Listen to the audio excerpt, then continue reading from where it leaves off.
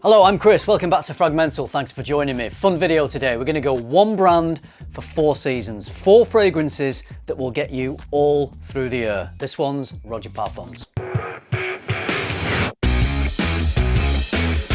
I did this idea as a YouTube short. You guys seem to like it, so I thought let's see how it does as a long and maybe just go into a little bit more detail on each fragrance. Now, I know they're a little bit pricey. You've got to be a bit of a baller to be owning enough Roja Parfums to get you through the year. Despite that, despite the cost, I cannot ignore this brand because they create some amazing perfumery. If you can afford it, it's definitely a brand worth checking out if you haven't already. So I appreciate this might not be for everyone, but you never know. One day you might win the lottery and you might be able to come back to this video and go, oh yeah, Roja Parfums, I'm in. I'm also doing 5 fragrances in this video. Now, I'm well aware that there are not 5 seasons in the year, only 4. So I've got a fragrance for each season, but then I'm adding a 5th fragrance, which is a do-it-all versatile fragrance that you can wear all through the year. So it's one brand, 4 seasons, 5 fragrances. The one I'm starting with for spring is Burlington 1819. Just some lovely stuff going on in this fragrance. There's some bright, juicy citrus up top with some mint, so it opens with a beautiful freshness, and then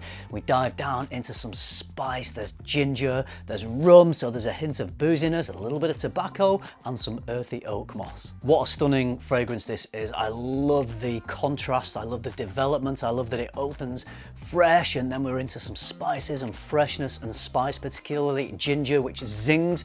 They just work so well together, but then it doesn't shy away from developing some depth because there's that beautiful boozy rum, there's the depth that tobacco brings, and an earthy oak moss. All this is anchored by further indulgences in the base. There's some sweet spicy cinnamon and some creamy vanilla. So you can see from the notes that are in this fragrance that it is suitable for lots of different occasions. It's not too dark or heavy that it would only be autumn and winter. It's not too light and bright and fresh and zesty that it would only be suitable for summer. This is a fragrance I think that works all year round, but I'm going with spring because spring is kind of one of those transitional seasons where it can be warm, it can be cold, quite cold here in the UK, so you do need a versatile fragrance, and Burlington 1819 ticks all those boxes. But on top of all that, this is one classy, sophisticated, beautifully made fragrance. This is high-end luxury perfumery. I know it's got a price tag on it, but I think you get what you pay for with this. I love that it is this big, bold perfumery that harkens back to the good old golden days of perfumery when fragrances were just strong and projected massively. This is a really strong fragrance, but it doesn't smell old-fashioned. It hints at what came before, but for me, it's very modern. I'm not sure whether it's the spices or the vanilla. So you get a hint of what was great about vintage, but overall it is quite a modern smelling fragrance, and the sophistication and the refinement woven into the DNA of this fragrance is just stunning. Coming in with a fresh beauty here for the summer, this is Isola Blue. Definitely has some fresher notes in it. There's citruses up top, there's fruits and florals in the mid, and then in the base, oak moss, leather, pink pepper, so it's got some firepower for a freshie. The overall profile of this fragrance is fresh. Think something like Terre de Mes. Doesn't smell exactly like that, but it's along those lines. It's a fresh, clean fragrance. Although I would say that it smells smoother and more refined than Terre de Mes. That does have just a slight sort of orangey, dirty edge to it. This doesn't have that. This is smoothness all the way through. If you're not a fan of leather in fragrances, you may be fixating on the fact that I mentioned there's leather in here. Don't worry at all. You can't really smell the leather. It's not a leather scent. The leather is just in here to boost it, to make it a more robust, durable type of fresh fragrance. It's adding some strength and muscularity to what is overall quite a fresh fragrance. It might just be that I got caught up in the marketing. It might just be this lovely blue twinkly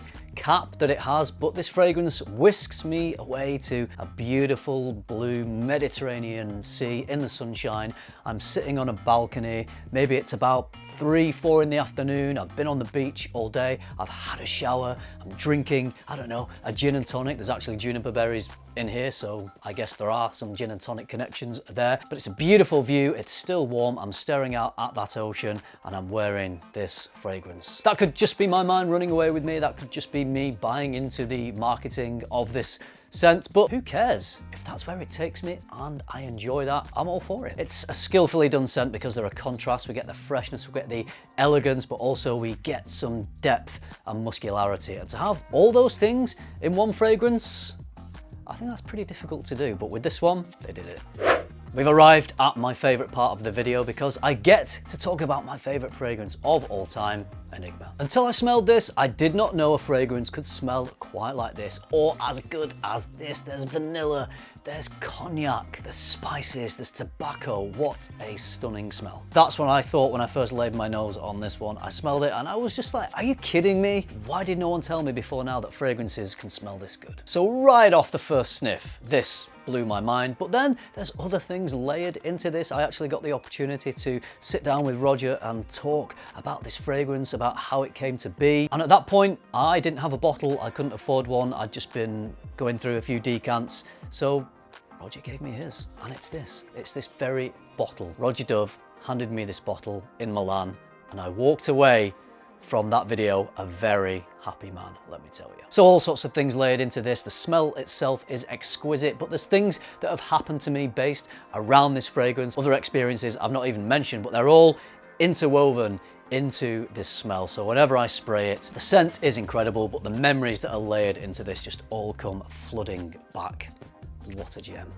It's winter time, you want a heavy hitter, you get that with this fragrance, but you also get something a little bit cheeky, a little bit naughty, and quite a lot of bad boy fetish. There's a brightness, a little bit of fruitiness from some fig in the mid, but again, we've got leather, we've got castoreum, the spices, so this has tons of warm, spicy depth. There is something about this, and I think it's really appropriately named. There's something a little bit naughty, a little bit kind of sexy, cheeky. It's maybe the musks, it's maybe the animalic quality or accords that it has in it, but whenever I wear this, I feel a little bit bad boy. Definitely something kind of carnal going on with this. So if you like the idea of wearing something that smells really strong, this is a show-stopping, impactful, head-turning fragrance. If you want to smell like a bit of a bad boy with a slight carnal edge, all pretty good things in my opinion. If all those things sound good to you, definitely try to get your nose on fetish if you can. If you prefer perfumery that is more delicate and subtle, perhaps don't look at this one. The fifth and final fragrance is one that you can wear all year, all round, and it's going to make a massive impact. Chypre Extraordinaire. Just a few notable notes in this one. There's peach, there's plum, there's tuberose, jasmine, there's some rose. Again, that signature Roja earthy oak moss, some animalic notes from civet and leather, all smoothed out with creamy sandalwood and vanilla. This is a big fragrance with a big smell and a big personality. There's a lot going on in here. You can tell there's a complexity to it, but as with a lot of Roja fragrances, there's no sharp edges. All these complex notes are smoothed out just beautifully. Great for an all year round wear because it ticks all the boxes you could possibly think of. There's freshness for warmer weather, there's definitely some depth to the base, there's loads of heavy stuff going on at the bottom of this, but it never feels too heavy, so it's not just a fragrance that wouldn't work in the warmer weather. It's got refinement, but it's also got attitude. You could wear this as a daytime scent, but if you want to rock a suit and put an incredible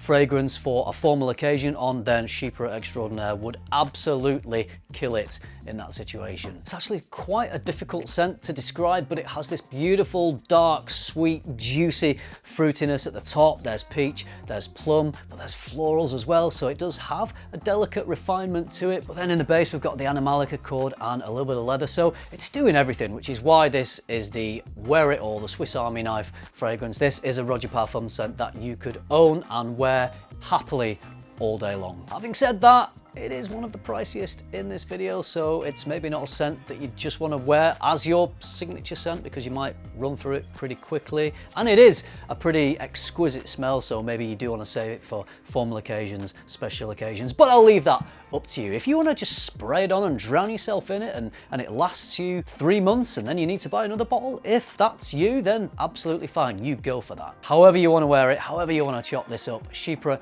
Extraordinaire is indeed extraordinary. So those are my picks from Roja Parfums. There are so many others that would have fit in with each of these seasons, but I think these are the ones I would probably reach for first in any of the seasons. Did I miss out your favourite from the brand? Let me know. Drop your list of your 4 or 5 Roja fragrances down there, and it'll be interesting to see what you're all enjoying. So that's it for this one. I hope you liked it. I hope you found it useful. If you did, give it a like, subscribe if you haven't already, and if you do all that, I'll see you in the next one. Thanks for watching. Bye.